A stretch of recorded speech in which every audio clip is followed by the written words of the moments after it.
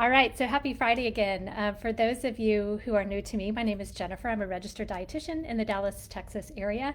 I do have a virtual practice and I help women with hypothyroidism and couples who are kind of gotten that diagnosis, that ambiguous diagnosis of unexplained infertility.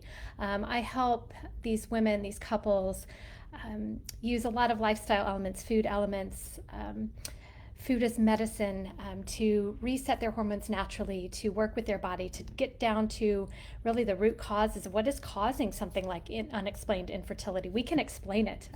We just haven't checked the right things. So we work together to optimize their fertility, optimize their hormones, so they can get pregnant and have that wonderful baby that they've been dreaming so long for. So that's me. That's what I do. And let's get right into it today. So I'm going to read out the questions. I've got them. I'll have them in the comments and sidebars and such, so you can reference those later as well. But let's go. Here we go.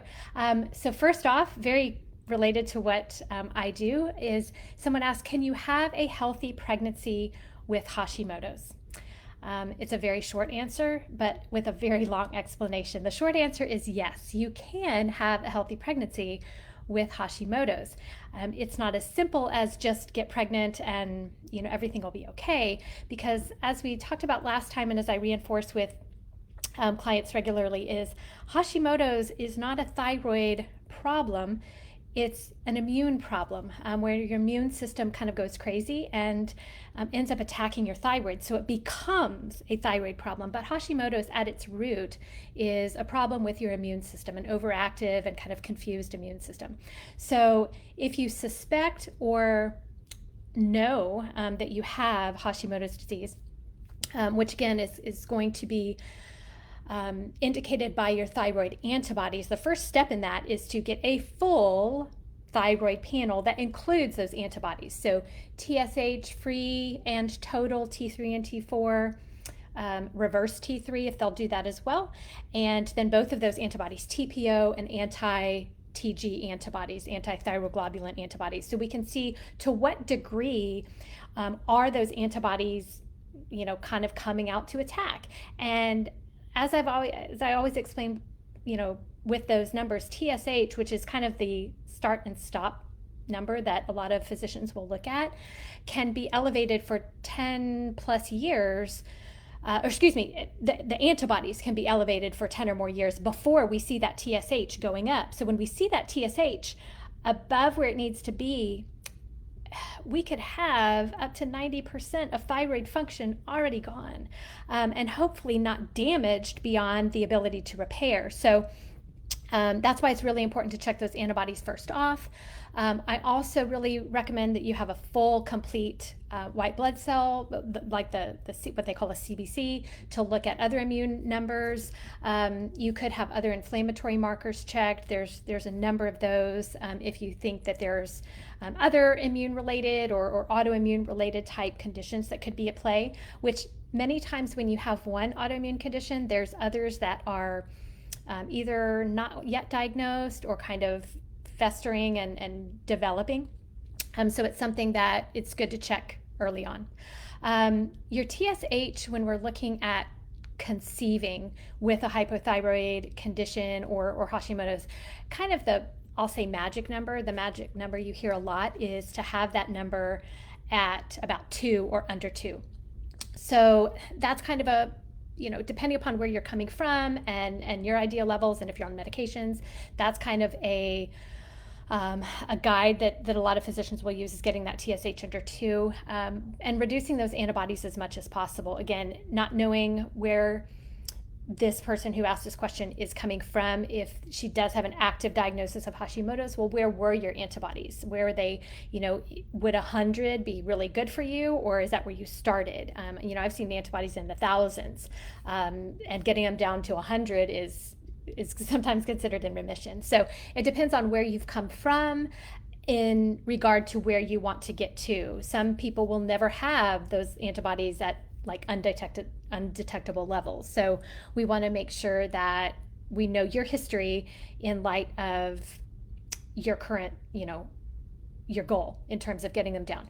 Um, Another thing that really needs to be monitored is progesterone. Progesterone can a lot of times fall and get too low with hypothyroidism, and progesterone is something that is imperative to um, prepare the uterine lining for the egg implantation and to keep it there, and to keep it growing and keep it in place and everything in those first few weeks, and really first trimester of pregnancy until the placenta begins to take over for progesterone. So getting your progesterone checked and making sure that that's where it needs to be, because so many times that level falls with hypothyroidism, especially if we've got ovulation affected, because if there's no ovulation, there will not be any progesterone. So that's a really important factor to have in the equation. Thyroid testing needs to be done regularly throughout pregnancy. When you have a diagnosed, condition such as Hashimoto's or hypothyroidism, usually every 4 weeks or so, within about the first half of pregnancy, is really great to get those levels just stabilized and making sure that medication adjustments are where they need to be. Your thyroid is really put under a lot of stress, especially in that first trimester, really almost first half of pregnancy. And so sometimes if you're on a medication, your medication dosage is going to need to go up in that first part of your pregnancy, until the baby, until his or her own thyroid takes over. So you're kind of compensating for both of you. So kind of a metabolism turned up a few notches. And so we need to make sure that those levels are staying consistent, and that if you're on a medication, that medication is adjusted properly, and checking it every few weeks, 4 weeks about, to make sure that it's where it needs to be. So let's see what else. I would make sure you're on a really high quality prenatal that gives you, things like selenium, things like iron. I usually keep separate because a lot of women don't need iron. I base that on their levels, their checks, their blood levels, and things like that. So selenium, things like zinc, of course, all the methylated B vitamins. And then another one that's really important for thyroid function is iodine, which in a multivitamin is not going to be super high. It's going to be about maybe 150 to 200 at the most micrograms, 220 micrograms. And that's enough for, what your thyroid needs to keep it healthy. A lot of people with thyroid conditions, or especially Hashimoto's, kind of veer away from iodine, and that's in isolated, like higher dose iodine supplementation. I never recommend that, at least on my own. If you're with a very, very skilled practitioner who's using that and checking levels and knowing that you have an active, depressed state of your iodine, then that's a whole nother issue. But when it comes to just monitoring or basic thyroid function, having what a multivitamin provides is really great. And watching exercise with Hashimoto's, again, that kind of immune upregulation, anything that adds more stress to the body, even if it's good stress like exercise, can again send it off the edge, in the other direction at times. So when you're trying to get pregnant, if that's a factor as far as Hashimoto's, maybe tuning down the exercise a little bit. Again, from running to walking, from hot yoga to regular yoga, from, lifting, for 30 minutes to lifting for 15, something like that. Don't cut things out, just modify them to just kind of turn the volume down a little bit. So some diet changes, I'm going to hit on those in a little bit, but hopefully that answered kind of your overall question of, can you have a healthy pregnancy with Hashimoto's? Absolutely, 100%. There are definitely some things that need to be checked over and above what might be checked on someone without the condition. But with that good monitoring, with, great prenatal care as far as supplementation, things like that, absolutely, 100% you can. So, all right, question number 2. What dietary changes can I make? This kind of leads off of the question before. So what dietary changes can I make if I have elevated liver enzymes and Hashimoto's? Okay, this is a great, great question. And I'm so glad this person asked this, because liver function is so necessary. Proper, good, high liver function is so necessary for proper thyroid function. Here's why. In your liver is where about 60% that's a lot, of your thyroid hormone is converted from the inactive T4 to the active T3. So about 60% of that process happens in your liver. And if you've got sluggishness, if you've got elevated enzymes, if you've got anything that's compromising your liver function, everything your liver does is going to be slowed down or compromised. So we know that thyroid conversion is going to be slowed as well. So that's one reason why liver function and hypothyroidism and thyroid function go together, and why that liver function needs to be really on point, for good thyroid function. Now, some other things the liver does. It's their primary detox organ. It goes through medications that we take, toxins that we breathe in, that we drink from our water, chemicals that are in foods, kind of like those chemical ingredients, chemicals that we put on our body in terms of fragrances, parabens, phthalates, things like that. Anything that is not a nutrient that our body can use, it's going to have to go through this detoxification process, and that happens in our liver. And I'm going to go into a little bit of the two phases of that, because here's where sometimes people get a little bit not confused, but they're putting the cart before the horse, as they say. We're doing too much of one thing and not enough of another to help with that liver detoxification. Is people will try to do a cleanse, people will try to do something to do this kind of cleansing of their liver. Well, our liver cleanses us every day, 24 hours a day, 7 days a week. It's detoxifying, and it's going through these two phases. And phase one is when we take these chemicals, like I've mentioned, toxins, environmental estrogens, all of these things, and we kind of take them from what they are in their chemical form into, we kind of take these processes that go on, and we convert them into this kind of intermediate form. And it's like, it's not ready to totally take out with the trash yet, but it's kind of like getting the trash ready to go out. So it goes through these processes, things like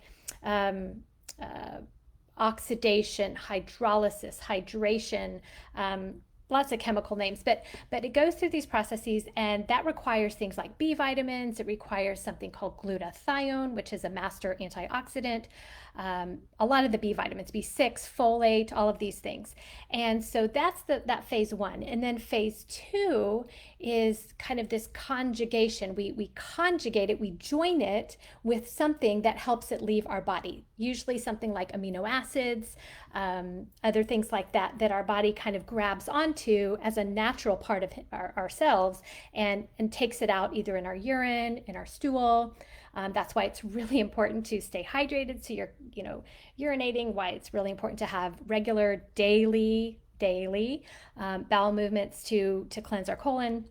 And that second process requires things like folate, magnesium, vitamin C, again, a lot of those B vitamins, again, a lot of amino acids, glutathione, again, another antioxidant. So lots of nutrients in to keep that liver functioning like it should, and to again have that downstream effect of helping our thyroid. So if liver detox is slow, that's going to slow down our conversion. We're going to have less T3. That's where we see lower metabolism, maybe the hair loss, more of those symptoms coming, because we don't have that active form of the thyroid hormone. So what are those changes then we could make? First of all, limiting the environmental toxins. Things like what we call xenoestrogens, but again, going back to those things like BPA, phthalates, parabens, and lotions and cosmetics and shampoos, things like that, and minimizing those as much as possible, because those add to that detox kind of quotient that our liver needs to go through. So anything we're adding from the outside just adds to the burden that the liver's already under. The other things that really come into play as well, chlorine, fluoride in toothpaste, or mouthwashes, things like that can kind of get in the way of, and this goes back a little bit to the thyroid, but again, with some of the detox as well, it prevents iodine from being absorbed by your thyroid. So those kind of bully that iodine out of the way. What are some other things we want to do? We can, and again, I'm going to hit on more of these diet things later a little bit because somebody asked another specific question. But some find helpful to avoid gluten, dairy. Two other big ones are corn and soy when it comes to kind of this autoimmune picture and this thyroid picture. Those for a lot of people can be problematic because of the types of proteins, because of the way our body has to digest them, break them down. A lot of us don't have that full enzymatic profile that we need to break those down into the right forms. And that creates problems later on with things like leaky gut, intestinal permeability. And then what do we add in? I think this is the most important thing. I think we hear enough of what to remove. I think to add in is again, something we need to focus in on more often, and that's those B vitamins. Again, a really great form of B, those methylated Bs. And that's going to be in a really, again, high quality prenatal vitamin, good protein intake. To get those amino acids. If you're not eating enough protein, we're not going to have enough. When protein breaks down and our body chops down those longer protein molecules into little bitty ones, it turns into these kind of building blocks, and those are amino acids. And that's what helps, again, conjugate or group up with those toxins to get them out of our body. So we want to make sure that we're eating adequate protein. I usually recommend people eat, a good source, 3 or so ounces at each meal, and with a snack to combine it with, if you have something like an apple, have some nut or sun butter or cheese or something else that provides a little bit of protein with it. So you're making sure to just kind of keep that in part of your intake all day long. Some other things that can help with the liver are cruciferous vegetables, broccoli, cauliflower, Brussels sprouts, the sprouted forms of those things like broccoli sprouts, kale sprouts, things like that. Those are all great ways to get those sulfur compounds in there, which again helps with that grouping, that conjugating process, so those chemicals and toxins can get out of our body. And that family of cruciferous vegetables are really key as far as providing those things. Some people will take extra supplements of things like glutathione or something called N-acetylcysteine, which is a precursor to glutathione. Be careful with glutathione if you're low in that and your detox is really slow. Sometimes taking too much too fast can send you in the opposite direction, and detox too much too fast. And that's again where we see some of these kind of cleanses that go on that if we're increasing, let's say that phase 1 too fast, and phase 2, where it actually gets it out of our system, is slower, we've got this kind of buildup of all these phase 1 molecules and things like that, and our phase 2 that actually removes them from our body can't work fast enough, so it kind of works against us. So be careful with any of these kind of supplements that really promote really robust detoxes and things like that. Sometimes it's just too much for your body to handle, especially if you already know that you've got a little bit of kind of sluggishness or slowdown going on. Some other things, fermented foods are really great. Things like kimchi, sauerkraut, kefir, and there's of course coconut kefirs if you avoid dairy. But those are great too, to just keep those bowels moving and keep feeding your good bacteria with those prebiotic foods, the foods that your bacteria need to keep flourishing. It's not just we just need to take a lot of probiotics, we need to feed them the good food that they need to continue to proliferate. So that's one thing that you can do as well. Some herbs and things like that, I would definitely consult with a practitioner on specifics in regard to that, because like I said, with the other stuff, if you do too much too fast, we can begin to throw off the balance of everything. But some things like turmeric, things like that can be really good. Beets are really great for liver health as well. So again, supplements, sometimes if your liver is slow, we've got a slowdown of things like bile, maybe even some digestive enzymes come in there.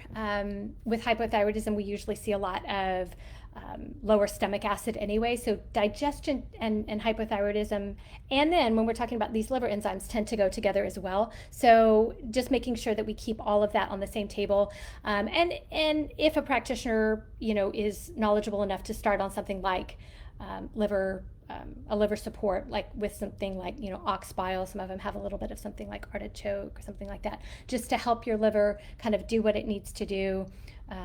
Those can be helpful as well, but consult with someone first before you start something like that. So, all right, hope that was helpful on why liver enzymes and Hashimoto's can sometimes go together, because and hypothyroidism really in general, but we can see how that conversion with the liver slows down our thyroid conversion, which again throws off everything about that. So, all right, number 3. Now we're going to get into some of these food things that I was talking about. Someone specifically asked, what is the relationship between a gluten-free diet and hypothyroidism and Hashimoto's? So what is the relationship with gluten-free diet? And I asked specifically, just to clarify, there's a lot of recommendations out there. If you have hypothyroidism or Hashimoto's, you should avoid gluten, and some say dairy too. And yeah, that's what, she kind of meant there. So I'm going to break this down a little bit into not just, but what gluten is and why. Be careful about just totally avoiding gluten right from the start. Because there's something else I really recommend people get checked first. And so what is gluten? Gluten is a protein that's in barley, rye, and wheat. Most prevalent in wheat. The forms in barley and rye are a little bit different than the gluten wheat. The wheat protein is about 70% gluten. There's about 30% that's other different wheat proteins, but about 70% of the wheat protein is gluten. So it's a large portion of the wheat protein. It's very large. It's very hard to digest. It's very gummy. It's very gluey. It's got a lot of kind of attaching type things to each other. So it takes a lot to digest gluten. And going back to kind of that enzyme picture and stuff, if our digestion is not 100% on point, gluten can be something that's really problematic for a lot of people to digest. Gluten in itself, even in those who don't have a thyroid problem, can cause our intestines to kind of break open their little protective gates that they have. And some will call that leaky gut, some will call it intestinal permeability. We've made, sorry about that. We actually end up making that really, really tight 1 cell layer thick of our intestinal wall. We kind of open up those gates in there, and that allows other food particles that haven't been quite digested yet, other chemicals, other toxins, to get through out of the intestinal pipe and into our blood. So gluten has some elements in it, and I won't go into all of those kind of chemical names right now, but it has some properties that even in those who don't have something like celiac, don't have any kind of thyroid problem, it just kind of has that power to open up those protective gates, if you will. And that can cause problem in some. And what happens is those particles get in. That's where we can see that autoimmune kind of attack or autoimmune kind of cascade begin to start, because we get these things in our blood that are foreign, that our body says, hey, this is not normal. We need to do something. And the only way your body has to attack and fight is, all these immune cells. So they send out this attack.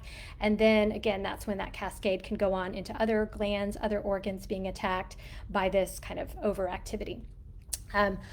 Many people, and I say many, percentages are out there and they differ here and there, but it's not uncommon, I'll say, for someone to be diagnosed with Hashimoto's and to also have celiac disease. And this is why I say, if you have Hashimoto's, don't just go take out gluten and, say I'm gluten-free. I would say, please get tested first to rule out celiac disease. Now, that can be as simple as getting the genetics. There's 2 main genes that code for celiac disease, and within each of those genes there's 2 factors, and if you have 1 on 1 or 2 on 1 or 2 on both, something like that, it increases your chances of developing celiac. But I would say at the very least, very, very least, have the genetics tested. At the most, have a full celiac panel that will include not only those genetics, but the inflammatory markers for some of these other proteins in the wheat molecule, and that will tell you, okay, am I kind of already causing this immune attack to go on? If I have the genes, have I turned on those genes yet by seeing these inflammatory markers? Having the genes doesn't mean you have active celiac disease. It means you are primed for it. It means you are more prone to it than someone without the genes. So that's why I say, before you just totally eliminate gluten and walk away from it forever, just get that tested first, because that's a whole nother level of avoidance than just somebody who says, oh, I avoid gluten. Celiac becomes you're looking at medications, you're looking at shared kitchen items, your shared toasters, shared all of these things, and it becomes much more of a lifestyle change than just avoiding gluten. So that's one thing I recommend people have checked.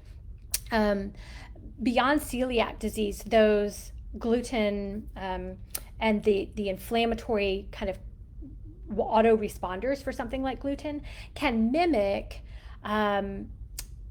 the thyroid hormone and mimic that, and actually can end up attacking the thyroid as well, even though it's there to attack gluten and attack like the intestine. It can end up kind of looking similar and attacking the thyroid tissue. That's why some of these sometimes go hand in hand when we talk about autoimmune diseases, is those immune modulators get kind of so active and so ready to respond, they respond even to the wrong type of tissue. So for those who have been diagnosed with Hashimoto's, and like I said, ideally have ruled out celiac as maybe an active, yes, you have it, well then yes, of course we're going to eliminate gluten. If that's not part of your history and not part of your makeup, it still can be very helpful, very, very helpful at that point then to avoid gluten. And some people you'll hear something called non-celiac gluten sensitivity. They'll actually be sensitive to the gluten protein without having full-blown celiac disease or even the genetics for it. They can still be very sensitive to the gluten molecule. So removing that, I've seen studies where it shows as high as like 60 to 70% of those who were in the no gluten group totally normalize their thyroid function just by avoiding gluten. And the thing about gluten, going back to the question, what's the relationship between a gluten-free diet and Hashimoto's? When we're talking a gluten-free diet, it really has to be 100%. Gluten is a molecule a protein that, especially if someone is sensitive to it, you have these responders just ready to go. Like I said, gluten is a very, very tough protein to break down, to digest, and on the same note, your immune system then is going to have a very strong, a very responsive immune kind of soldier ready to attack it. And when you have gluten, and then let's say you remove it, let's say you've eaten gluten, forever without giving it a thought, and today you stop eating it, and forever we're going to stop eating gluten. Well, it's going to take your immune system on average, okay, this is of course an average, minimum of about 6 weeks up to 12 weeks for that immune system to finally say, okay, hey, there's no gluten here. I guess we can, go to fighting other good things like, flu bugs and colds and things like that, viruses that are out and about, instead of this food. So people who will avoid gluten for a week or 2 weeks, and they say, oh, it didn't work, it hasn't helped me. Well, yeah, because you've still got all of these responders in there ready to go, and they're still trying to settle down. We've got to tell your body and give it time, rather, to say, this is not coming in anymore. This is not, a risk, of a threat. Let's turn you guys down, and y'all go do something else better. Don't stop hurting this person. And then they'll go back to eating it saying, oh, it didn't help me. And then we're kind of back to square one again with some of these symptoms and antibodies and things like that. So same goes for if you have it and you've avoided it for a few months, a few weeks, or longer, and you have, a sandwich, or you have some pasta, or you have a cookie, that can reignite everything very quickly in your body because you were prone to that heightened attack anyway. So that's why it's something that it's got to be all or nothing, really. This is one of those things that, especially if you're sensitive to gluten, and have that as part of your history, it's really not something you can go on and off of, because your body will never shut down that immune responder to it. It kind of makes it always heightened and always ready to go, ready to fight. So that's one of those other things about gluten. Give it time, give it at least, I would say at least 3 months to really say, okay, now I'm really seeing a difference of 100% avoidance. And then from then on, it really does need to be pretty 100% from then on. Again, if it is celiac, we're talking a whole nother level of avoidance and an exclusion, but that's the recommendation for just kind of a gluten sensitivity, and to reduce the antibodies for Hashimoto's and such. The other thing, I've worked with people with celiac before, and one thing I always ask them is, after you were diagnosed with celiac, okay, I know you avoided the gluten, what did you do to heal your gut? And usually the answer is, well, what do you mean? Like, I thought it would just heal itself. And over time it can, but if we've already got a stunted immune system, if we've already got a problem with kind of that overzealous attack, it's going to take a lot of time for that tissue to heal. And in our intestines, we're talking about a one cell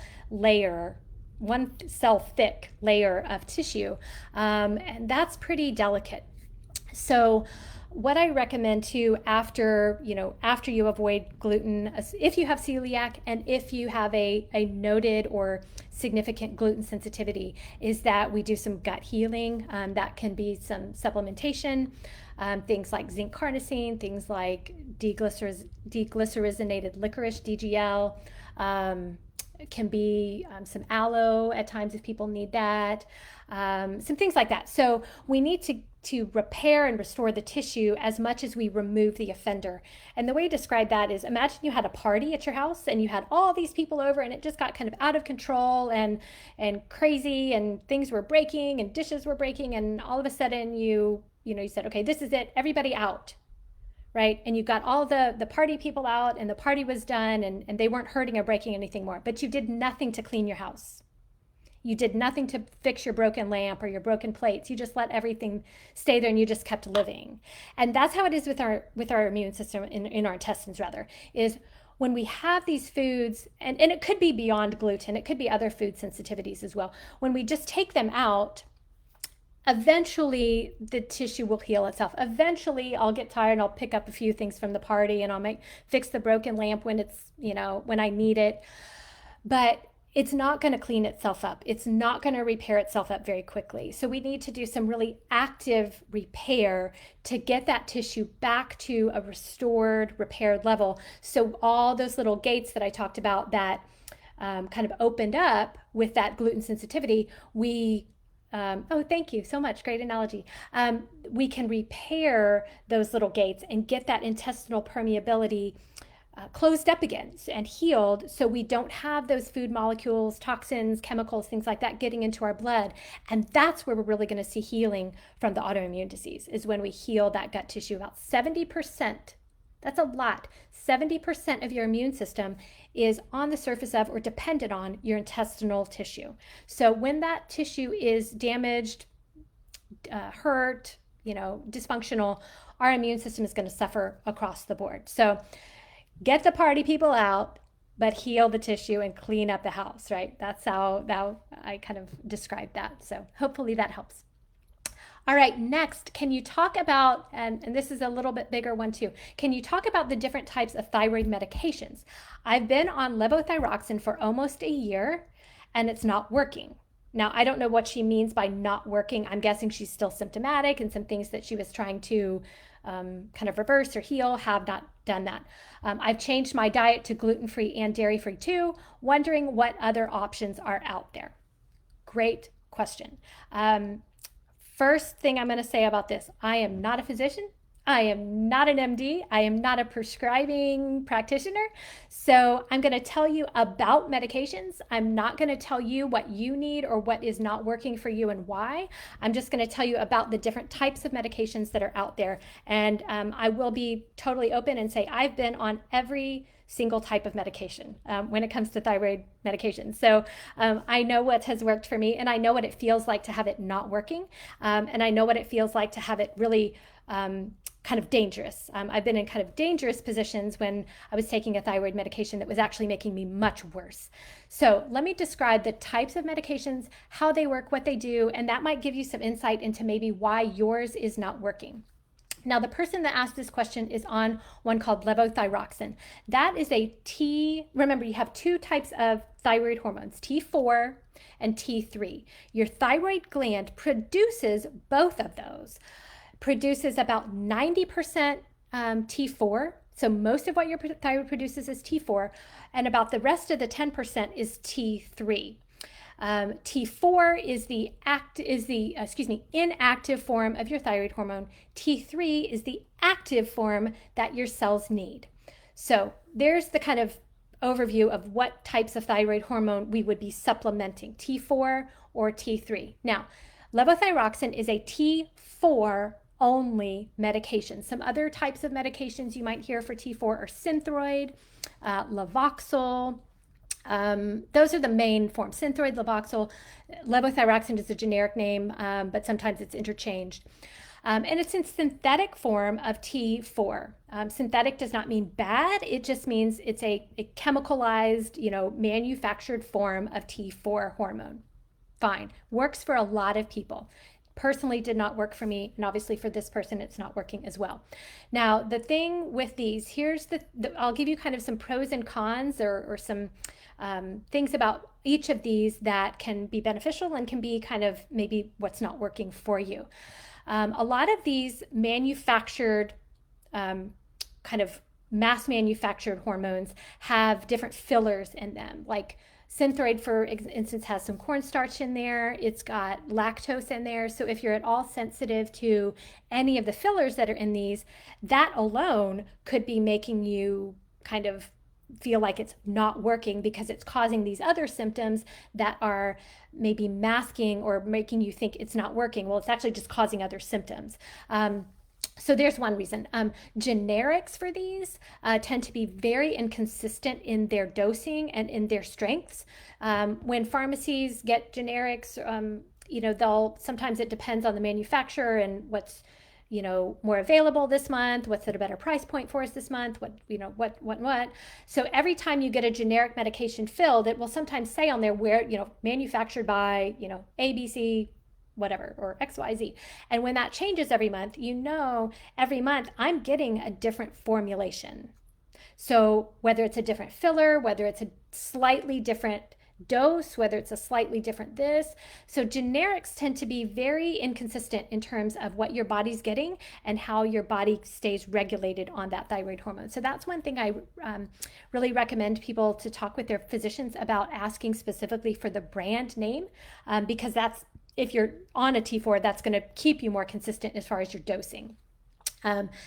If you're on a T4 medication, let's go back to, again, what I talked about earlier with the liver being so important for converting about 60% of your T4 into your T3. If your liver function is not really where it needs to be, and we can test this through blood testing, through other ways to just say, oh yeah, my liver feels fine. We don't always feel that. But if your liver is not converting all that T4 into T3 and can't do that efficiently, and we're giving you more T4, we have all this excess T4 now, which is going to remind our brain to tell our TSH, to tell our thyroid, hey, we got plenty T4, stop. So it's kind of this, like, even though we're taking the thyroid because we need it, it's shutting our thyroid down more because we're not able to convert it. And so we've got this backup of extra T4, if that makes sense. So a slow conversion can actually make this medication not work for you because you're not getting enough of the active T3 that your body actually needs. You've just got all this excess T4 that's your cells can't use. Um, and that'll further lower T3. Gut health is another big one. If we're not eliminating well, if we've got bacteria in there that are imbalancing, good bacteria, bad bacteria, viruses, maybe things like even H. pylori, that can be a big one with thyroid disorders, and that ends up affecting your stomach acid, that ends up affecting your digestion, your bacteria levels because it's not acidic enough. So there's this kind of downstream effect when gut health is kind of off. It not only does your thyroid affect that, but that will affect your thyroid. So again, another instance of giving more T4 doesn't always fix the problem. If you've just started on a T4, which I know this person didn't, she said she's been on it for about a year, so I know this is not her, but if you have, give it about 4 to 6 weeks before you really evaluate if it's working or not. It takes your body a long time to T4 is a very long, it's got a long, what's called half-life, so it takes it a while to really get in your system and become really robust in your saturation of it. So give it some time, about 4 to 6 weeks before you really even go check levels again or really evaluate. So that's T4. T3, T4 combos. Now this is going to have a certain percentage of T3 and T4. So great if you're not able to convert all that T4 to T3, this medication is going to help give you a little bit of that. Some kind of common names you'll hear for this are Armour thyroid, Nature thyroid, NP thyroid. Some people will just call it a desiccated thyroid. That's usually what they're referring to, a blend of T3, T4. Again, same as the what I talked about before, these will have some fillers in there, things like corn, things like lactose. So if you're sensitive to any of those or think you might be, look into what that medication has in it as filler or excipient ingredients and see if those could be causing, you to not work, them to not work so well for you. And I think I would say NP thyroid is probably the cleanest of these. I should say that, but I would have to go back and look. But these are going to be derived from pig or usually cow glandulars. So these will actually have some, instead of the synthetic version like the T4 is, these will actually have some real glandular components to it derived from, like I said, usually either pigs or cows, and that you can find that out from the manufacturers as well. Some pros of this, like I said, it's a good blend of T3 and T4. Your body needs both. Some cons, sometimes the fillers. Sometimes if these will actually have other hormones as well in them. There's something called T1 and T2, which we don't know really what those do so much, and these will have some of that in there. So for some, if it's quote not working, it could be because you're being overstimulated a little bit, and these extra hormones that we don't know exactly their amounts of and how our human body responds to them, we could just not be responding to them really well. So there's one thing, you could be a little bit overly sensitive to T3, and having this extra T3 can actually send you into a hyperthyroid state. So you get a little bit of that, too much activity, too much, that's when you start maybe some of the heart palpitations, some of the kind of hyper feeling of that, because that T3 is just a little bit too much for you. And especially if you've got elevated stress levels, things like cortisol, adrenaline, that makes you a little bit more sensitive to that T3. So adding that T3 in on top of something like a stress-related, kind of hormone pattern as well, can just make you more sensitive. So there's the T4, T3, and then compounded medications. This is one where a specialized pharmacy, a compounding pharmacy, will actually create a percentage for you. If you know something like Armour was working great in terms of dosage, but maybe the fillers weren't, they can actually compound that to the exact same dosage of T4 and T3, but without the extra filler ingredients, things like that. There's no inactive ingredients in terms of those fillers, so there's a great pro for that. It's customized just for you. Some cons, sometimes it is a little bit more expensive than just the standard, well, I'm not going to say it is. It is more expensive than the standard, Synthroid or Armour, some that are more mass manufactured like that. So it takes maybe a little bit longer to get in terms of when you want it filled. And all docs won't use a compounding pharmacy. So unless you're working with a physician that will actually work with compounding, sometimes they will not do that. So that's another con if the doctor won't do that. And then lastly, there's T3 only. This one's a little bit, you would never take a T3 only, again, sometimes because, like I said, you can be a little bit hypersensitive to it. Stress-related things can come into play. A version of this is called Cytomel.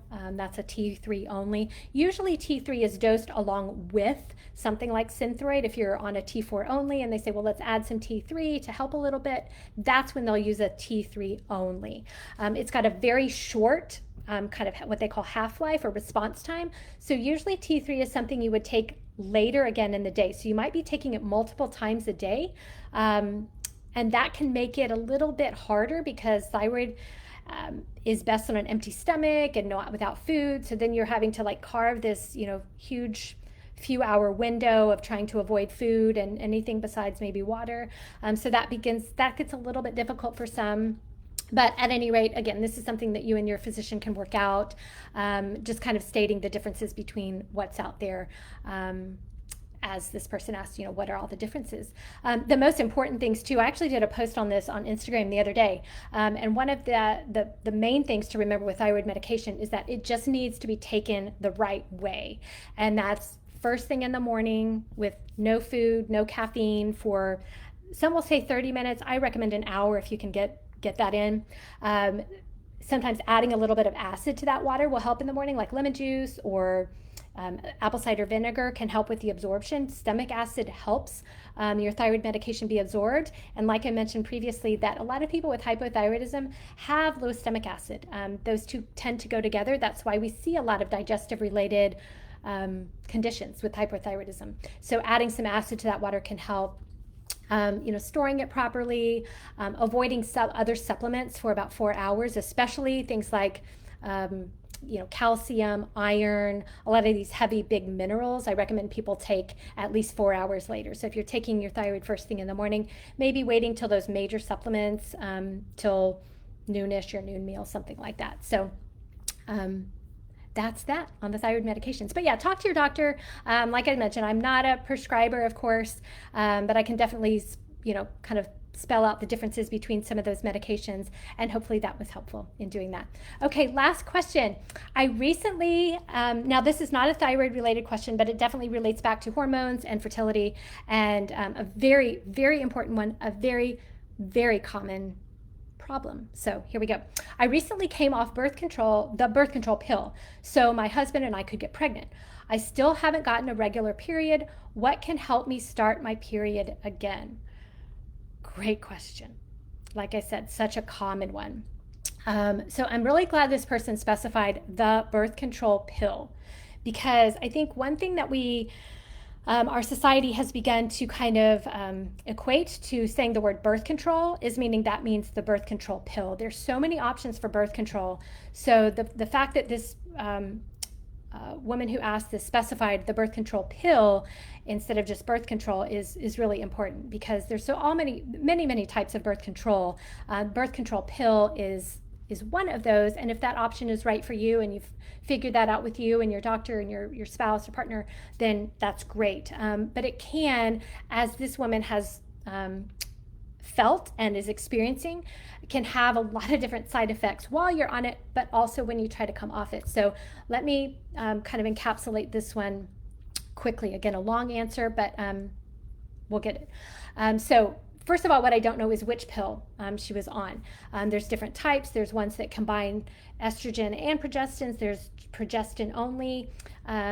One thing to remember too is that hormonal birth control pills, inserts, injections, implants, all of those, they are not our natural hormones. They are not our natural estrogens and progesterone. They are steroid versions of these hormones. So they are kind of like hormone mimickers. This silly headphone keeps coming out. They are there to mimic our hormones and to kind of, I'm going to use this word, trick your body into thinking that these hormones are being produced. They have the effect that some of our natural hormones do, but they do not have the beneficial mechanism or protecting qualities that these hormones do. Progesterone primarily. So I don't know which pill she was on. And the question I would ask first is, what were your periods like before you went on the birth control pill? Because that can give us a really good clue as to what they're going to be like after you try to come off. Now, if this woman, and this is something I don't know yet, so I'm kind of asking these as if she were here. If your periods were non-existent, let's say you had amenorrhea before you went on the pill, and the doctor said, well, let's regulate, I put that in quotes, your cycle by putting you on birth control pill, and that will give you a cycle. Okay, so let's say we knew she did not have a period before. Well, chances are that's what she's going to be like coming off of the pill. That's not always the case. Sometimes people go on it truly to prevent pregnancy, and it's truly a birth control method.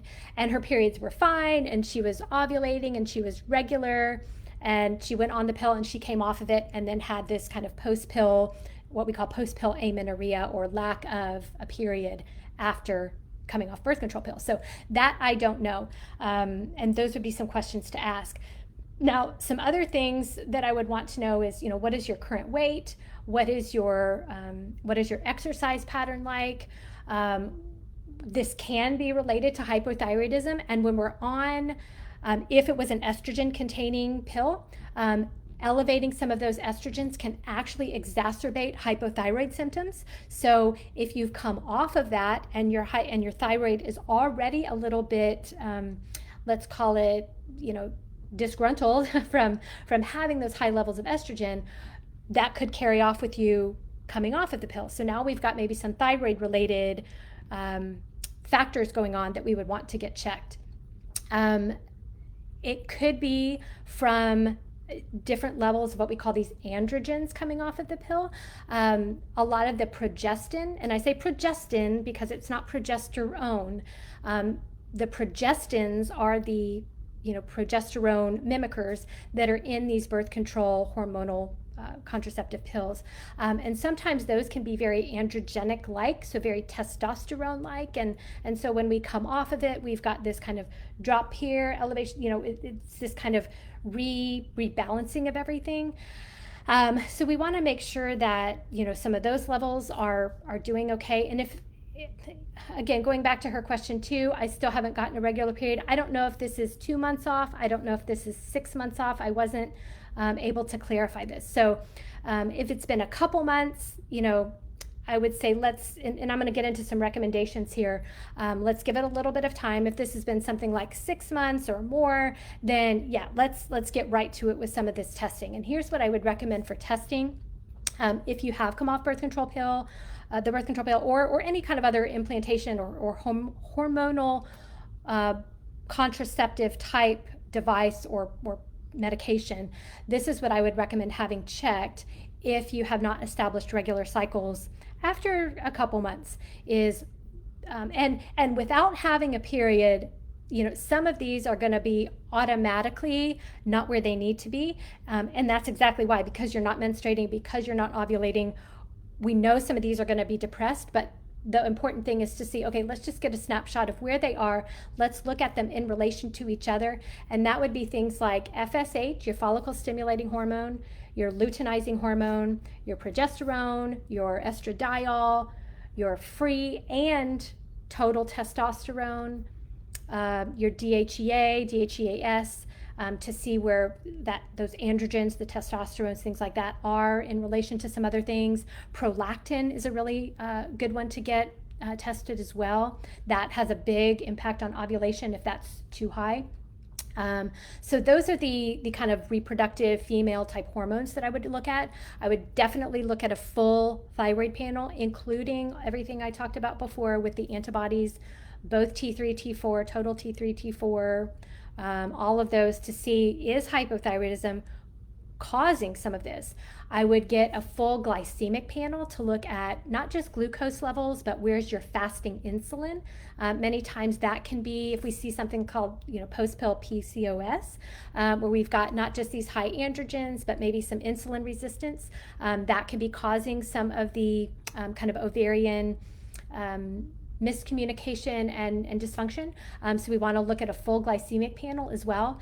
And then if for some reason, if all of those are great and normal and whatnot, which I'm guessing they're not going to be if we've got this kind of problem, but you could consider going into some deeper hormonal testing. Now, something like the Dutch test that I do frequently, when you have amenorrhea, it's probably not the first place to start. That's why I want to look at these other kind of serum-based hormones first, your blood levels. And then after we see what those are in relation to each other, we can kind of move from there.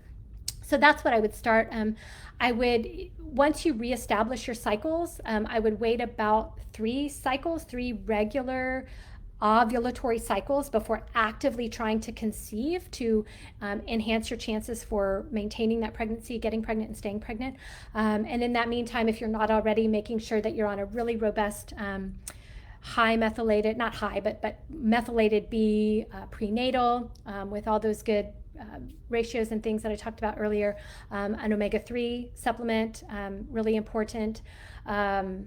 Make sure you're eliminating daily as far as bowel movements, because that'll help those estrogen levels.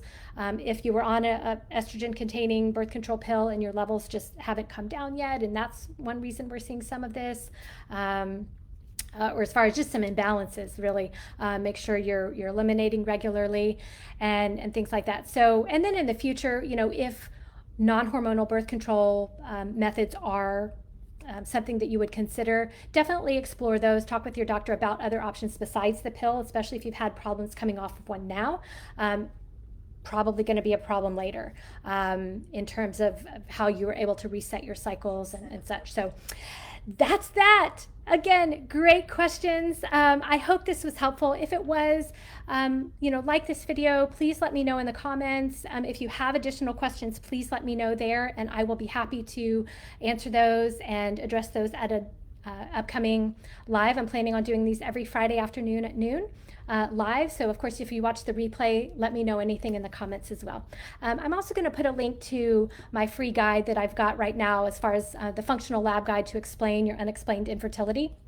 And that can be a great resource with a lot of these labs I've even talked about, to talk with your physician about and to see if you're still struggling with fertility problems. Is it thyroid? Is it, something like an autoimmune disease? Could it be this level? Could it be that? It just goes over all of that really in depth for you, for your partner.